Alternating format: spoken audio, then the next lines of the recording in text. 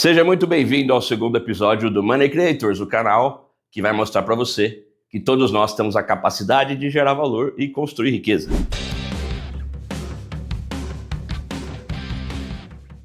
Eu sou Jader Mendonça, economista, planejador financeiro, sócio da Convexa Investimentos. E aqui a nossa missão é clara: ajudar você a entender o que está acontecendo no mundo e como isso pode aumentar a sua capacidade de gerar riqueza.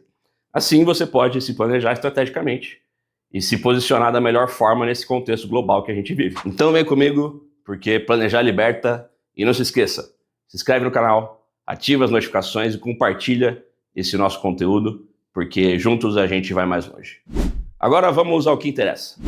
Enquanto você assiste esse vídeo, o ChatGPT está consumindo energia suficiente para abastecer 175 mil casas por um dia inteiro. Isso só uma IA, imagina quando a gente tiver centenas delas rodando 24 horas por dia. Aqui está o ponto. Toda essa revolução da inteligência artificial precisa de três coisas fundamentais: energia limpa e barata, água para resfriamento dos data centers e minérios críticos para a fabricação de chips. E adivinha, o Brasil tem os três em abundância. E a pergunta que não quer calar é a seguinte: a gente vai ficar só como um fornecedor de insumos baratos para outros países construírem o futuro, ou a gente vai conseguir capturar uma parte dessa riqueza aqui dentro? Porque olha só, enquanto a Nvidia vale mais de 4 trilhões de dólares vendendo as suas GPUs, a gente ainda está exportando minério bruto. E a diferença entre exportar minério e exportar produtos com alta tecnologia e valor agregado é o que pode definir o nosso papel na nova economia mundial. E é exatamente isso que a gente vai discutir hoje: como o Brasil pode sair dessa posição de eterno exportador de commodities e se tornar protagonista na nova economia da inteligência artificial. Vamos analisar os nossos recursos estratégicos e os riscos que a gente corre em repetir os erros do passado, principalmente como isso pode afetar os seus investimentos e a sua vida financeira. Lembrando sempre que esse é um conteúdo educativo, não é uma recomendação de investimento. E a ideia é te dar elementos para que você possa formar a sua própria visão e tomar decisões mais conscientes. Bora nessa então? Pessoal, vamos começar entendendo exatamente quais as cartas que o Brasil tem na manga nessa corrida da inteligência artificial. E eu vou te falar, quando você entender a dimensão dos nossos recursos, vai ficar claro porque o mundo todo está de olho na gente. Primeiro, a gente vai falar dos minérios críticos. Esses são os elementos que fazem toda a tecnologia moderna que a gente usa hoje funcionar. Desde o seu celular até os supercomputadores que rodam a inteligência artificial. O Brasil tem cerca de 1,37 milhões de toneladas de reservas de lítio. Ele é o 7º maior detentor mundial. E não é qualquer lítio, é o chamado lítio verde. Ele é extraído de uma forma mais sustentável que o lítio da salmoura lá do Chile ou da Argentina, por exemplo. A Sigma Lithium é uma empresa canadense-brasileira que desenvolveu um projeto inovador lá no Vale do Jequitinhonha, em Minas Gerais, e eles criaram um processo de extração que usa 50% menos energia e 90% menos água que os métodos tradicionais. Essa empresa ela chamou muita atenção dos gigantes de tecnologia, como a Tesla, por exemplo, e ela pode se tornar um dos principais fornecedores de lítio sustentável do mundo. Com relação ao nióbio, aqui a gente domina mesmo. Cerca de 94% das reservas mundiais estão no Brasil. E o nióbio ele é fundamental para fazer aços mais resistentes e leves, que é essencial para turbinas de energia eólica, para carros elétricos e até para foguetes. A CBMM, Companhia Brasileira de Metalurgia e Mineração, é a líder mundial absoluta, controlando cerca de 80% da produção global de nióbio. Ela foi fundada em 1955 e ela exporta principalmente ferro e nióbio para siderúrgicas do mundo todo, mas também vende o produto semi-processado. Outro metal fundamental para essa infraestrutura elétrica é o cobre. Os carros elétricos usam 4 vezes mais cobre que os carros convencionais. Os data centers precisam de toneladas de cobre para cabeamento. A Vale ela já tem operações bem relevantes de cobre e ela está bem posicionada para se beneficiar dessa demanda crescente por infraestrutura de ar. A CSN Mineração também tem operações significativas de cobre em Minas Gerais e pode capturar valor dessa tendência.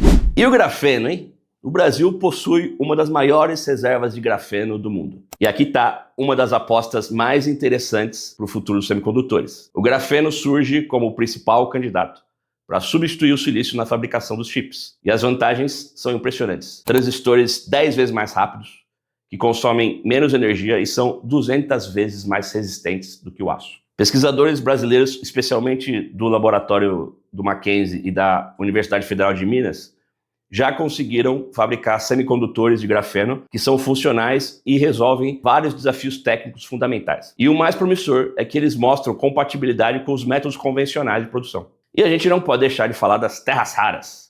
Esses elementos com nomes esquisitos. Neodímio, európio, térbio, são o coração de toda a tecnologia avançada. Chips, lasers, ímãs de turbinas eólicas, telas de celular. O Brasil tem a segunda maior reserva mundial, atrás apenas da China. O segundo ponto muito importante é a disponibilidade de energia. E aqui a gente tem uma vantagem que é absurda. O Brasil tem 88% da matriz elétrica vinda de fontes renováveis. Hidrelétrica, eólica, solar. Para você ter uma ideia, a média mundial é de apenas 30%. Nos Estados Unidos é 20% e na China só 15%. E por que isso importa para a inteligência artificial? Porque os data centers são verdadeiros devoradores de energia. O ChatGPT sozinho consome cerca de 2,9 gigawatts por dia. Isso é energia suficiente para uma cidade de 200 mil habitantes. As Big Techs estão desesperadas por energia limpa e um dos motivos é o compromisso de carbono zero.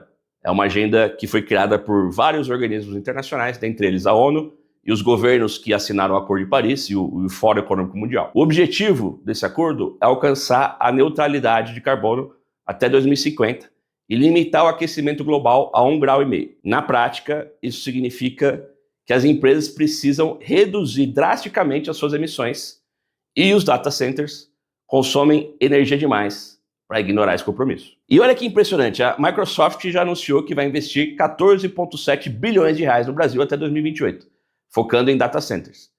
E a Google também está expandindo as suas operações por aqui. Coincidência, né? O Brasil pode virar o data center limpo do mundo.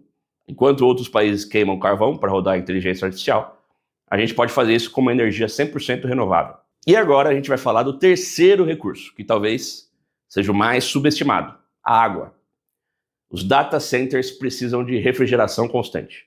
Um data center médio consome entre 1 e 5 milhões de litros de água por dia. Com o aquecimento global, isso só vai aumentar. E o Brasil acabou de descobrir o Sistema Aquífero Grande Amazônia, SAGA, maior reservatório de água doce subterrânea do planeta. São 162 mil quilômetros cúbicos de água. Isso é 3 vezes maior que o Aquífero Guarani. E essa descoberta muda tudo. Enquanto países como Taiwan enfrentam uma escassez hídrica que limita a produção dos chips, o Brasil tem água praticamente ilimitada para sustentar toda a infraestrutura tecnológica que quiser construir. O SAGA pode beneficiar também setores tradicionais da nossa economia. 2 exemplos seriam a SLC Agrícola, que é um grande player do agronegócio no Centro-Oeste, que vai ganhar muito mais segurança hídrica para expandir os cultivos de soja, milho, algodão, e não vai depender tanto assim das chuvas. E a Suzano, que é a líder mundial em celulose, e que usa de 10 a 20 metros cúbicos de água para cada tonelada produzida. Ela poderia expandir as suas operações industriais com uma garantia de abastecimento por décadas. Então, recapitulando, o Brasil tem os minérios que fazem a tecnologia funcionar, a energia limpa e barata para rodar tudo e a água abundante para manter tudo refrigerado. É literalmente tudo que a economia digital precisa. A questão é, a gente vai conseguir transformar esses recursos em riqueza de verdade? Ou a gente vai continuar sendo o quintal do mundo desenvolvido? E é exatamente isso que a gente vai discutir agora. Mas antes de falar dos nossos desafios, eu quero trazer aqui a história de alguém que conseguiu transformar uma tecnologia de nicho na empresa mais valiosa do mundo. É o nosso quadro Masters of Money.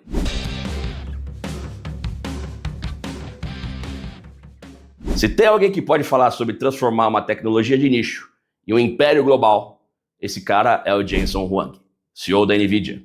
E é exatamente por isso que ele é o personagem do nosso quadro Masters of Money. Ele é o exemplo de como uma visão de longo prazo e o timing correto podem criar trilhões em valor. O Jensen Huang nasceu em Taiwan em 1963 e ele migrou para os Estados Unidos ainda quando era criança e se formou em engenharia elétrica em Stanford. Em 1993, aos 30 anos, ele cofundou a NVIDIA com 2 amigos na Califórnia.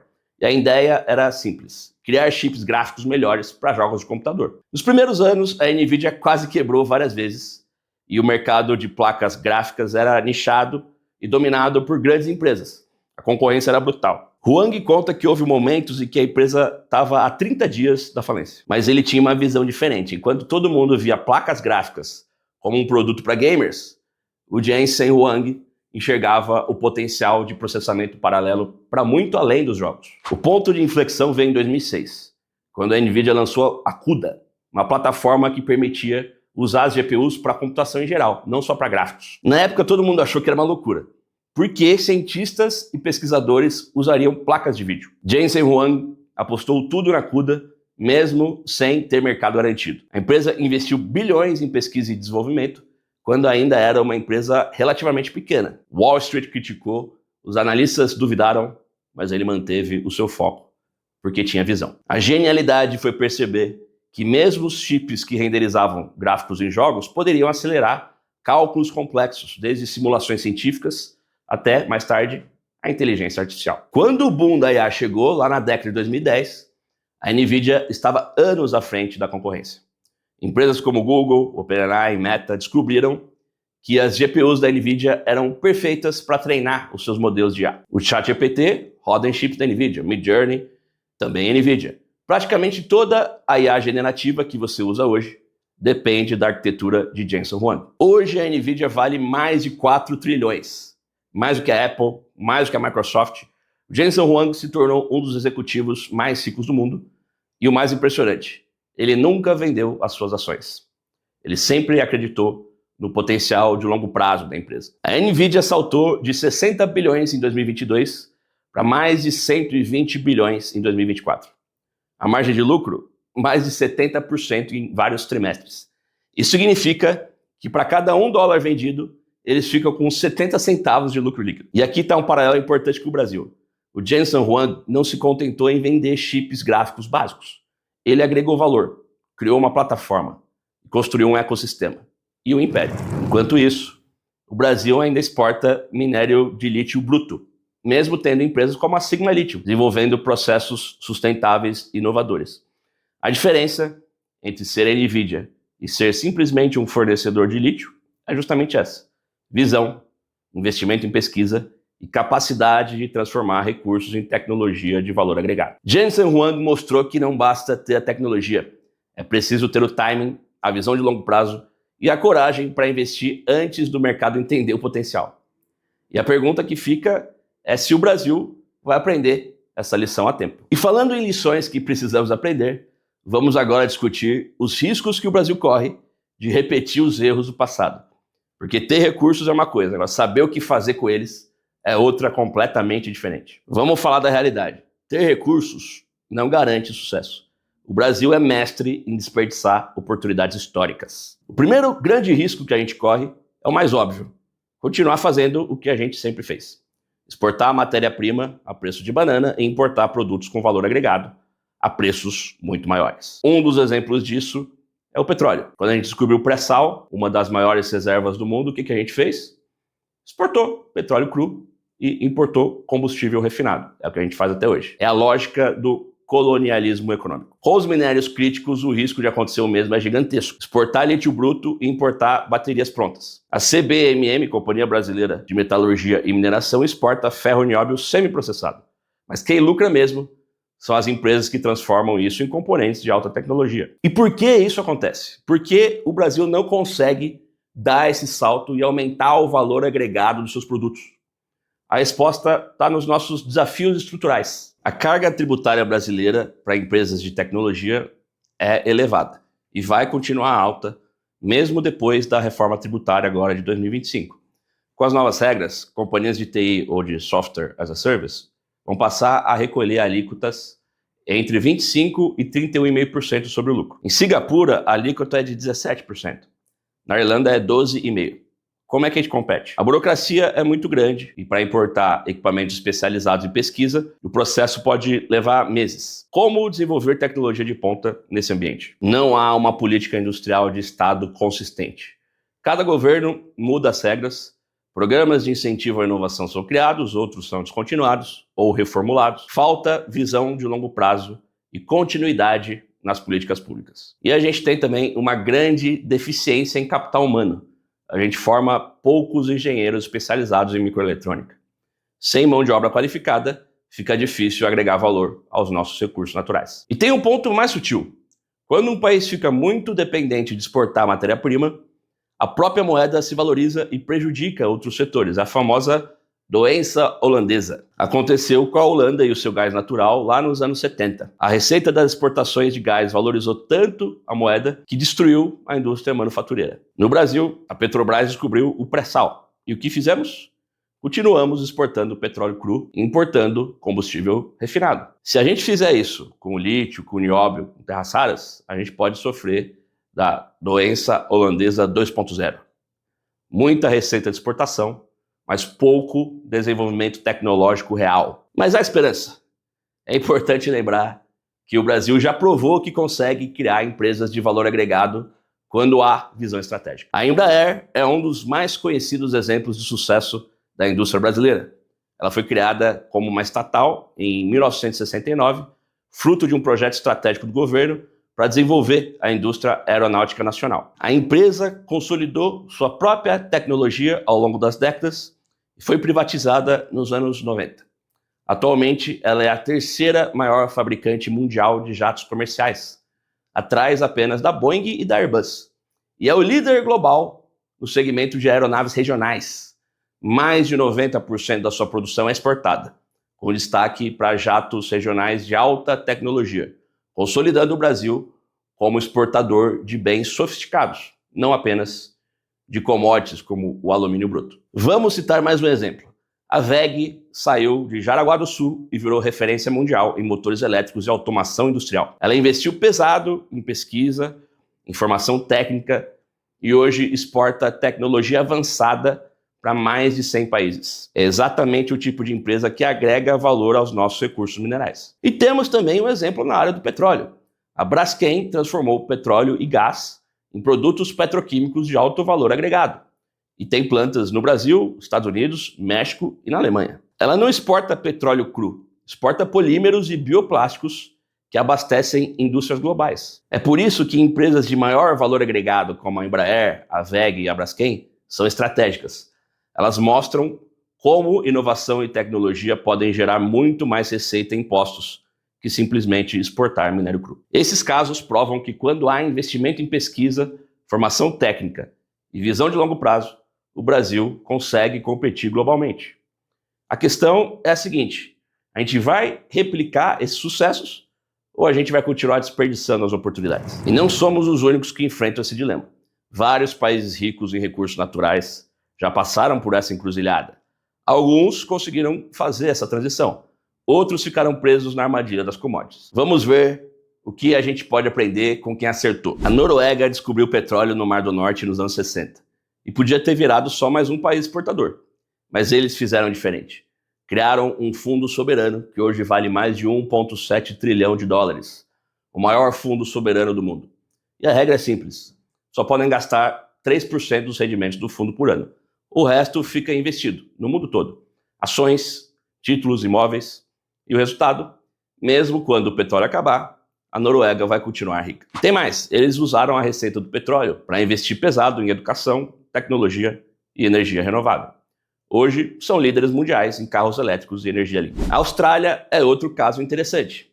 Eles são gigantes em minério de ferro, carvão, ouro, mas não ficaram só nisso. Usaram as receitas das commodities para construir um setor de serviços robusto. Educação internacional, turismo e tecnologia. E olha que inteligente, eles criaram um sistema de royalties, onde parte da receita dos minérios vai automaticamente para um fundo de aposentadoria obrigatório. Todo australiano tem uma conta individual que recebe parte dessa riqueza. Resultado? Mesmo com economia baseada em recursos naturais, eles têm um dos maiores PIBs per capita do mundo e uma diversificação econômica sólida. Mas o case mais impressionante talvez seja a Coreia do Sul. Nos anos 60, eles eram mais pobres que o Brasil e exportavam principalmente minérios e produtos agrícolas. E o que eles fizeram? Investimento massivo em educação, pesquisa e desenvolvimento. Criaram grandes conglomerados como a Samsung, LG e Hyundai, que começaram montando produtos simples e hoje dominam a tecnologia mundial. Em 50 anos, saíram de país em desenvolvimento para a economia avançada. Hoje, a Samsung vale mais que a Vale, Petrobras e JBS juntas. Então, por que esses países conseguiram e o Brasil ainda não? São 3 os fatores principais. Visão de longo prazo, eles pensaram por gerações, não por ciclos eleitorais. Investimento em capital humano, ou seja, educação técnica e superior de qualidade, e instituições sólidas, com regras claras, aplicação consistente e menos mudanças bruscas. E aqui está um ponto importante para nós, investidores. Quando a gente olha para empresas brasileiras, vale muito a pena procurar aquelas que estão tentando fazer essa transição, sair do básico e agregar valor. E já que a gente está falando sobre aprender com erros e acertos do passado, deixa eu trazer aqui um caso brasileiro que mostra exatamente o que não devemos repetir. É o nosso quadro TBT do mercado.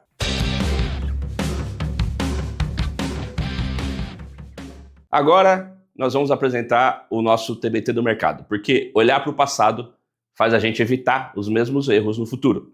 E hoje a gente vai falar da Ceitec, um caso que mostra exatamente como desperdiçar uma oportunidade histórica na área de semicondutores. A Ceitec, Centro de Excelência em Tecnologia Eletrônica Avançada, foi criada em 2008, como a primeira e única fábrica de semicondutores do Brasil.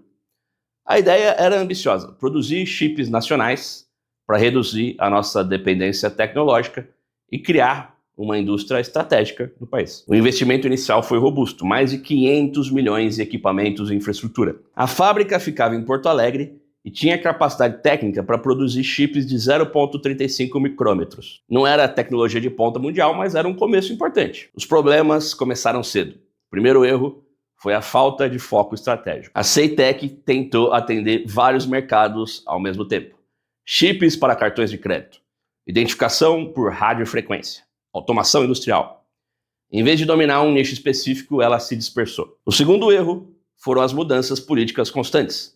A cada troca de governo, a estratégia mudava. Uma hora focava em chips para o agronegócio, depois para a segurança pública ou para a identificação digital. Nunca houve continuidade suficiente para que ela pudesse criar uma competência real. O terceiro erro foi a escala insuficiente. A produção nunca atingiu volumes comerciais competitivos. Enquanto fábricas asiáticas produziam milhões de chips por mês, a Ceitec produzia alguns poucos milhares. Em 2019, a Ceitec foi oficialmente fechada pelo governo Bolsonaro.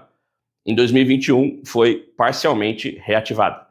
Em 2024, voltou a ser descontinuada. E agora, em 2025, o governo atual anunciou novos investimentos de 220 milhões para reativar a empresa. Ou seja, em 17 anos, a Ceitec foi criada, fechada, reaberta, fechada de novo e reaberta mais uma vez. É impossível construir competência tecnológica nesse ambiente de estabilidade. Enquanto isso, outros países fizeram exatamente o oposto. Em 1987, a Taiwan fundou a TSMC, Taiwan Semiconductor Manufacturing Company. A empresa nasceu com apoio direto do governo de Taiwan, que forneceu quase metade do capital inicial, além de incentivos fiscais e infraestrutura pública de pesquisa. Atualmente, a TSMC domina o segmento de semicondutores de ponta, produzindo mais de 90% dos chips globais abaixo de 5 nanômetros, e atingindo um valor de mercado superior a 1,3 trilhão de dólares. Na China, o governo implementou planos estratégicos e massivos de investimento em semicondutores, desde o início dos anos 2000, e com destaque para o programa Made in China 2025, e o 14º Plano Quinquenal. Há mais de 15 anos, o país direciona recursos bilionários ao setor, resultando em dezenas de empresas competitivas nacional e internacionalmente. Embora ainda não domine os processos tecnológicos mais avançados, a China já se tornou um dos principais mercados globais em manufatura e exportação de semicondutores. A história da Ceitec mostra 3 pontos cruciais para quem investe em tecnologia brasileira. Consistência política importa. Escala é fundamental. E o timing é tudo. Desistir cedo demais custa caro. Se o Brasil tivesse mantido a Ceitec funcionando consistentemente desde 2008, hoje a gente teria uma base tecnológica sólida. E agora? O governo atual está tentando revitalizar a Ceitec, com foco em chips de potência para energia verde e automóveis elétricos. É uma estratégia mais focada e o momento pode ser melhor, com a demanda global por chips em alta. Mas a pergunta que fica é, a gente vai ter consistência dessa vez? Ou em 2030 estaremos aqui falando sobre como fecharam e reabriram a Ceitec de novo? Para os investidores, vale acompanhar empresas de tecnologia brasileiras que conseguem crescer independentemente do vai e vem político. Porque, como a história da Ceitec mostra, infelizmente, no Brasil, quem aposta em política industrial pode pagar um preço caro. Mas eu não quero te deixar desanimado com a história da Ceitec, por isso eu vou te mostrar que o Brasil não desistiu. Pelo contrário, há novas iniciativas em andamento. Será que a gente aprendeu alguma coisa com os erros do passado? O Brasil anunciou um investimento histórico de 23 bilhões entre 2025 e 2028 para construir um supercomputador dedicado à inteligência artificial. Quando eu falo impressionante, é porque será um dos 5 supercomputadores mais potentes do mundo. Os números são de dar inveja. 5.000 GPUs equipando a máquina e com inauguração prevista já para 2026. O Laboratório Nacional de Computação Científica coordena o projeto e o Rio de Janeiro é o candidato mais forte para sediar o equipamento, especialmente a região do Porto Maravilha, que começou a ser chamado de Porto Maravalley, inspirado no Silicon Valley. E aqui está uma decisão estratégica interessante. O governo optou pela arquitetura RISC-V, que é uma tecnologia aberta, livre de royalties. Isso significa menos dependência de multinacionais e mais autonomia tecnológica brasileira. O supercomputador vai atender órgãos públicos, centros de pesquisa, universidades e também pequenas e médias empresas que precisam de alto poder computacional para a inteligência artificial. Qual é o objetivo? Desenvolver modelos avançados de linguagem em português e com dados nacionais. E tem outro projeto também muito ambicioso, o Rio AI City, um investimento de 65 bilhões de dólares para transformar o Rio de Janeiro na primeira cidade da América Latina a receber o selo NVIDIA AI City. Para você ter uma dimensão do que isso significa, o Rio de Janeiro vai estar ao lado da Califórnia e de Nova York nessa certificação. É um reconhecimento global de excelência em infraestrutura e ecossistema de IA. O plano é construir um mega campus de data centers na região do Parque Olímpico e da Barra da Tijuca, com capacidade energética que vai poder chegar a 3,2 gigawatts até 2032. Isso é equivalente ao consumo diário de 6 milhões de residências. E quem são as empresas por trás disso? A Elea Data Centers é a empresa âncora, que tem participação no Goldman Sachs, com 40%. E a Oracle assinou um memorando para expandir a infraestrutura na região. A NVIDIA trouxe o selo AI City e está fornecendo hardwares de ponta. O campus vai usar energia 100% limpa e um sistema de resfriamento que dispensa água. Enquanto data centers no Texas causam crise hídrica, o Rio vai operar sem esse problema. A expectativa é criar mais de 10 mil empregos qualificados e colocar o Rio entre as 10 maiores cidades globais da inteligência artificial até 2032. E o que mudou em relação ao caso da Ceitec, que a gente viu agora há pouco? 3 diferenças importantes. Parceria privada desde o início. Não é só um projeto estatal. Tem o Goldman Sachs, NVIDIA, Oracle com interesse econômico real. Um foco claro. Em vez de tentar atender vários mercados, o foco é específico. Inteligência artificial, supercomputação e data centers. E o aproveitamento de vantagens reais. A nossa matriz energética limpa é uma vantagem concreta que outros países não conseguem replicar. A pergunta que fica é, será que dessa vez vai dar certo? Ou em 2030 a gente vai estar falando sobre como mais um projeto ambicioso brasileiro não decolou? Pessoal, eu queria destacar algo muito importante que eu considero um diferencial do nosso canal. O meu objetivo aqui não é simplesmente dar a minha opinião. Tudo que eu trago aqui para vocês tem base em fontes sólidas, matérias, relatórios. Eu vou colocar os links disso tudo aqui na descrição. Assim vocês podem se aprofundar e aí formar a sua própria visão. Eu não estou aqui para trazer verdades absolutas para vocês. O mundo ele é muito mais complexo do que isso. A economia, a política, os mercados eles são feitos de nuances e quem consegue enxergar por vários ângulos tem muito mais chance de tomar boas decisões financeiras. Então não espere de mim frases prontas ou certezas simplistas. O que eu quero é te dar os elementos para que você mesmo possa concluir qual caminho faz mais sentido. Porque é isso que aumenta a sua capacidade de geração de riqueza e fortalece a sua autonomia. Pensar por conta própria. Essas novas iniciativas, pessoal, elas estão acontecendo justamente no momento em que o Brasil virou uma peça disputada no tabuleiro geopolítico mundial. E isso pode ser uma oportunidade única se a gente souber aproveitar. Agora, desde maio desse ano, o Brasil intensificou as suas parcerias com a China de uma forma impressionante. No total, foram mais de 15 acordos bilaterais cobrindo semicondutores, inteligência artificial, satélites e infraestrutura digital. A China já anunciou investimentos de 27 bilhões de reais no Brasil. Foi criado um centro de transferência de tecnologia Brasil-China, focado em chips, e o Brasil firmou alguns acordos para envio de satélites. É uma aproximação tecnológica sem precedentes. E aqui está um ponto interessante. Há poucos dias atrás, o presidente Donald Trump fez uma declaração reveladora nas suas redes sociais. Ele disse: parece que perdemos a Índia e a Rússia para a China. Ele disse isso após o desfile militar lá em Pequim, que reuniu Xi Jinping, o Vladimir Putin, o Narendra Modi, para uma cúpula da Organização da Cooperação de Xangai. Coincidência ou não, desde então, diplomatas americanos intensificaram sondagens sobre parcerias com o Brasil, especialmente focada nos minerais críticos, lítio, nióbio, terras raras.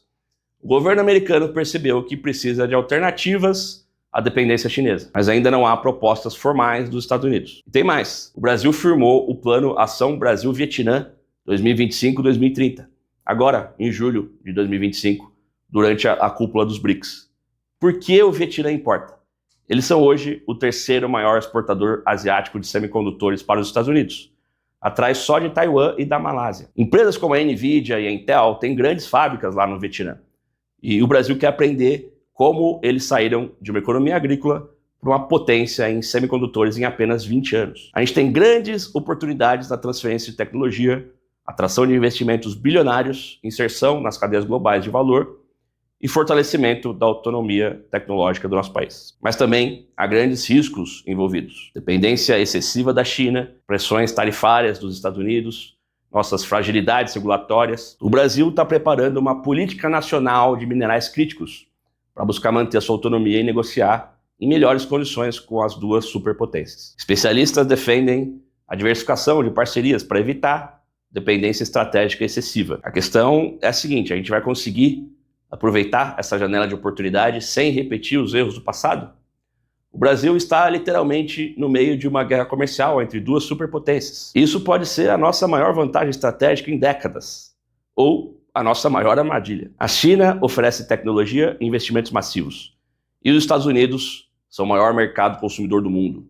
A grande dificuldade estará em não escolher um lado definitivamente e aproveitar o melhor dos dois mundos. E agora chegou a hora do nosso quadro Pequenos Erros e Grandes Prejuízos. Aqui a gente traz histórias reais de seguidores que cometeram algum erro na sua estratégia de investimentos para que você possa tirar uma lição disso.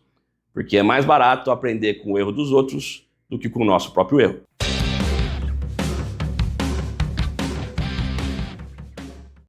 Eu vou ler para vocês a mensagem que eu recebi do Antônio. Jader, em 2021, investi mais da metade dos meus recursos no ETF de lítio. Eu achei que ia ser uma grande oportunidade com toda essa história de carros elétricos e transição energética. O ETF chegou a performar bem em 2021, mas de lá para cá só caiu. Perdi mais de 60% do que coloquei, me sinto um idiota.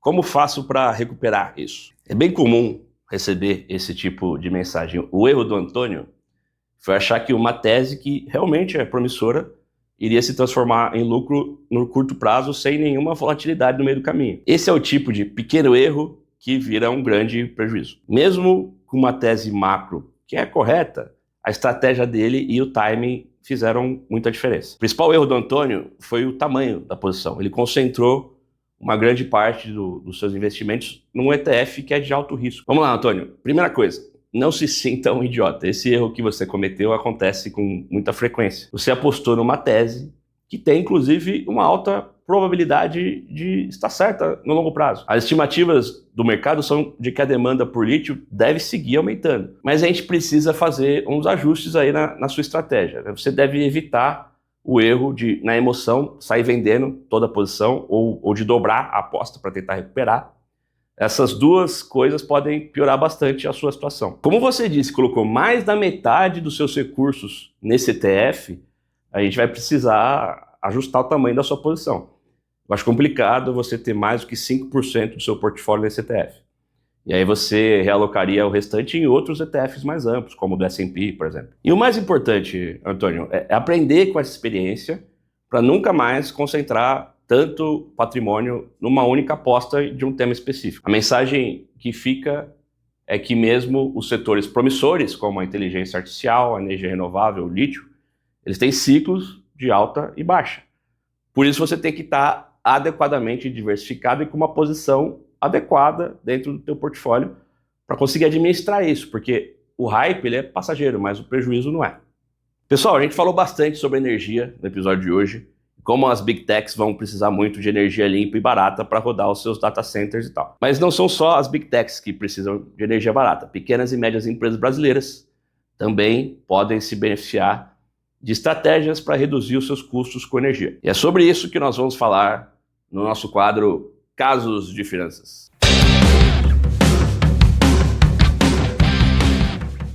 No Casos de Finanças de hoje, eu vou compartilhar com vocês uma mensagem do Euler. Veja o que ele me mandou. Jader, sou dono de uma pequena fábrica de componentes eletrônicos em São Paulo. Nos últimos meses, a minha conta de energia subiu muito. Estou pagando mais de 30 mil reais por mês só de energia. Isso está comendo toda a minha margem de lucro. Já ouvi falar do mercado livre de energia, mas só vale a pena se a empresa for muito grande, não é verdade? Uma fábrica pequena como a minha tem alguma alternativa? Esse é um equívoco muito comum. Muita gente acha que o mercado livre de energia é só para os gigantes, mas isso não é verdade. Se você tem uma demanda contratada acima de 500 kW, que é o caso dele, com uma conta de 30 mil reais, você pode migrar para o mercado livre e negociar os contratos diretamente com as gestoras. No mercado cativo, que é onde ele está agora, ele paga a tarifa regulada da distribuidora local, sem nenhum poder de negociação e sem escolha de fornecedor. No mercado livre, ele vai poder escolher o fornecedor e negociar preços, prazos e até o tipo de energia que ele quer comprar. Energia convencional ou renovável. A economia pode chegar a 20%, 30% da conta de energia, dependendo do perfil de consumo e do tipo de contrato. No caso deles, pode representar 6 até 9 mil reais de economia por mês. Esse mercado é liderado pela comercializadora de energia do BTG Pactual.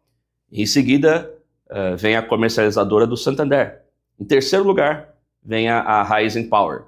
A Aura Energia e a Eneva são outras empresas bem relevantes no setor também. E você pode estar se perguntando, Jader, você está falando de bancos? Você está no mercado livre de energia? Sim, tanto o BTG quanto o Santander têm divisões específicas que atuam como intermediários entre os geradores e consumidores e oferecem soluções financeiras e de gestão de risco energético. Esse caso mostra como muitas vezes as oportunidades estão aí, mas a gente não sabe que pode acessar. O mercado livre não é só para os gigantes. Pequenas e médias empresas também podem se beneficiar. Assim como o Brasil precisa transformar a sua energia abundante e barata em diferencial competitivo global, o empresário pode usar essa inteligência financeira para reduzir os seus custos e se tornar mais competitivo. É isso aí, pessoal. A gente está chegando ao final do episódio de hoje. A gente discutiu aqui a posição estratégica que o Brasil ocupa nessa corrida da inteligência artificial. Existe uma janela de oportunidade, mas ela não vai ficar aberta para sempre. O Brasil tem tudo para ser protagonista nessa nova economia da inteligência artificial, mas a gente precisa parar de repetir o velho padrão, exportar barato e importar caro. Você, investidor, fica atento às empresas brasileiras que estão conseguindo agregar valor aos seus produtos. Não é quem tem mais recursos que fica rico, é quem sabe transformar esses recursos em tecnologia e valor agregado. Seja no nível do país ou no seu patrimônio pessoal, a lição que fica é a mesma: diversificação, planejamento e visão de longo prazo. Esse foi o nosso episódio de hoje do Money Creators, o canal que tem o objetivo de aumentar a sua capacidade de gerar valor e construir riqueza. Eu espero que esse conteúdo tenha contribuído para que você possa se planejar estrategicamente e se posicionar da melhor forma nesse contexto global em que a gente vive. Se você gostou do episódio, deixa o seu like, se inscreve aqui no canal, ativa as notificações e compartilha para propagar esse nosso conteúdo, porque juntos a gente vai mais longe. E não se esqueça que planejar liberta. Um abraço!